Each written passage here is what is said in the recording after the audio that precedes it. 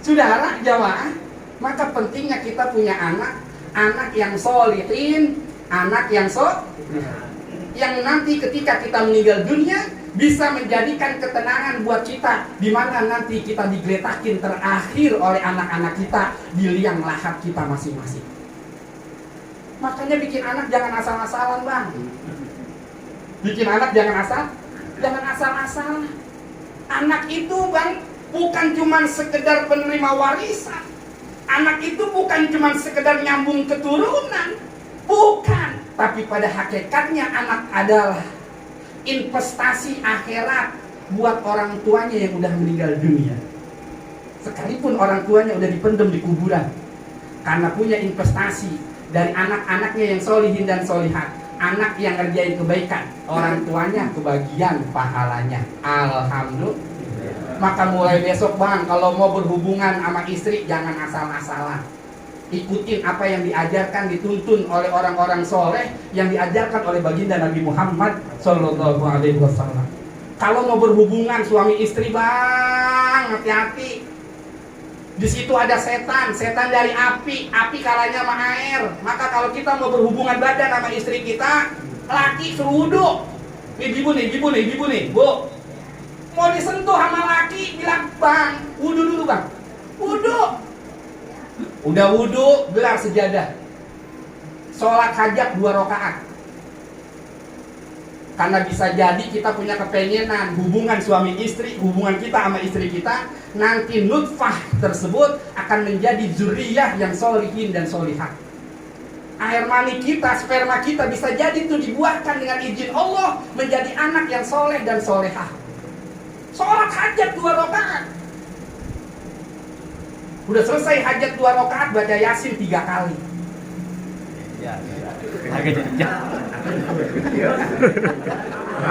Satu Yasin 10 Quran. Setiap sesuatu ada hatinya, dan hatinya Quran adalah Yasin.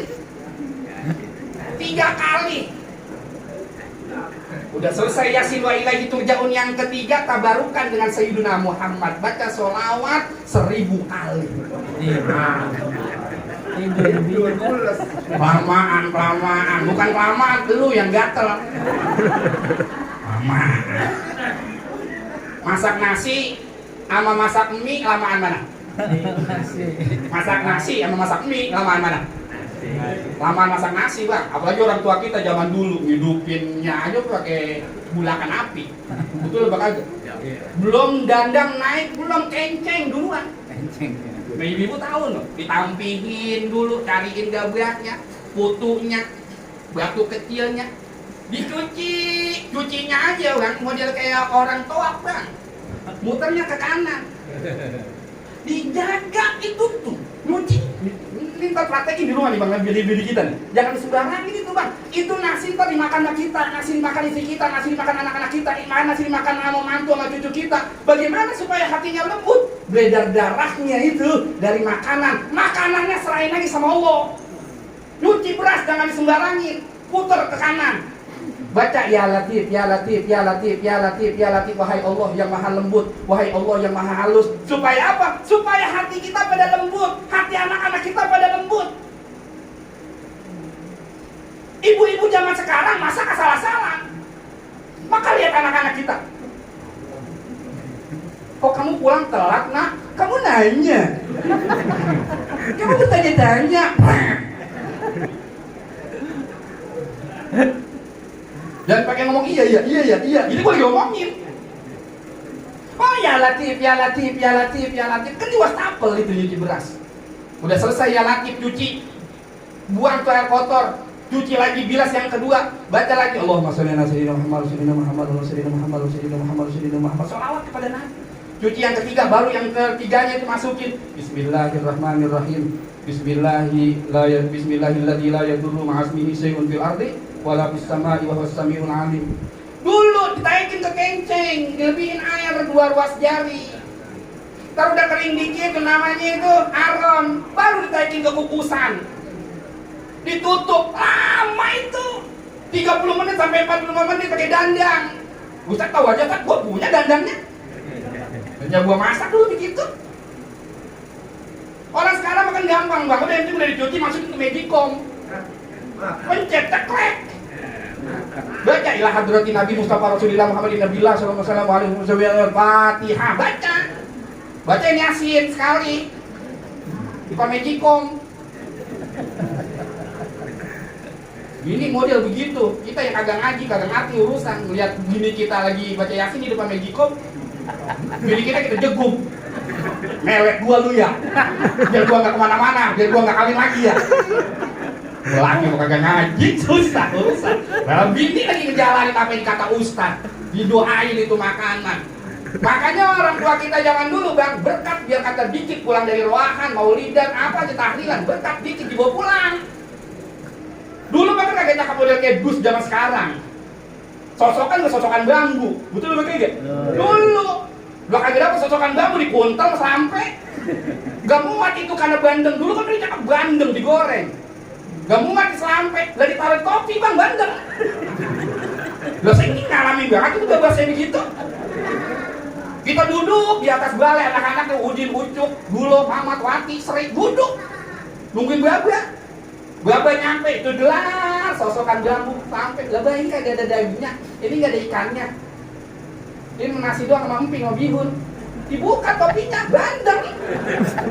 Besok pagi Baba kita rambutnya habis semutin. Buat ngapa itu? Buat ngirangin anak-anaknya, karena itu nasi udah ada doanya. Insya. Jadi jangan dicoba-coba bang buat anak asal-asalan. Baca sholawat. Masak nasi karena lebih lama daripada mie. Kenapa? Karena dokter udah membuktikan nasi lebih banyak manfaatnya dibanding mie. Artinya proses mempengaruhi manfaat. Kalau kita bikin anak prosesnya lama, maka anak kita juga nilai manfaatnya akan jauh lebih banyak dibanding orang tua yang bikin prosesnya asal-asalan. Masuk ke kamar bang, kita tahu istri kita udah di kamar, nggak main boleh selonong boy aja bang, nggak boleh. Ketok pintu, ketok. Assalamualaikum ya babar rahmah. Tuh ada doanya. Nyalo udah siap? Nyalo udah siap. Bini kita yang lontang aja, cuman kan kita pakai aja. Bini kan udah jawab waalaikumsalam ya Sayyidal Amin. Nggak boleh langsung main muncep aja bang, nggak boleh. Lebih dulu kita istri kita cium tangan, kita nyium tangan istri kita, nyium leher istri kita, baca ada kitab. Kok saya terang nama ini? Membangkitkan gairah istri dulu. Kenapa? Itu ada di dalam kitab Muhtarul Ahadits An-Nabawiyah Sayyid Ahmad Al-Hasimi. Nggak boleh main buru-buru main nibla aja, nggak boleh. Sudahlah jamaah. Maka poin dari model kayak begini, beruntung kita punya anak yang soleh, anak yang apa yang kita lakuin dari kebaikan, ibadah, ketaatan kepada Allah, itulah orang tua kita rasain daripada kebaikan kita anak-anaknya. Satu aja bang, jangan pernah merasa males sebagai anak buat ibadah. Saya punya Sayyidul Walid, ayahanda almarhum, ketika hidup kalau ada majlis-majlis model kayak begini nih, sebelum doa, orang tua saya pasti ngomong, saudara jamaah, saya ingat persis, saudara jamaah, ini anak-anak, mana anak-anak dari almarhum, mana anak-anak dari almarhum, tong, no, kalau lu sayang sama nyak lu, kalau lu sayang sama baba lu, baba Haji pesen di satu nih, jangan pernah berani lu ninggalin sembahyang. Orang tua saya tadi lu ngomong. Dan itu diulang setiap ada majlis model kayak gini. Kalau lu sayang sama nyak lu sayang sama baba lu anak-anak jangan pernah berani ninggalin sembahyang. Kenapa bang? Ajan Jumat tadi bang, ajan Jumat itu jam 12, Johor jam 12 umpam. Itu dari jam 11 orang tua kita udah pada diri kuburan. Ngapain? Nungguin anak-anaknya kebaikan ngerjain sholat zuhur atau sholat Jumat.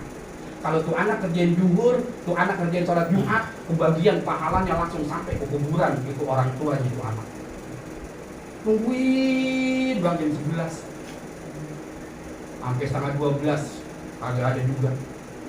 Jam 12 kurang seperempat agak ada juga. Jam 12 belum kelihatan batang hidungnya. Jam 12 lewat 10 udah nyemprogin sejadah di pundak. Jam 12 lewat 20 aku berangkat juga. Sampai khotib selesai belum berangkat juga. Itu orang tua di kuburan sedih bang. Kalau tadi sembahyang tuh bocah kira tuh orang tua kebagian nikmati. Beda sama tuh orang tua yang kagak sembahyang Jumat anak.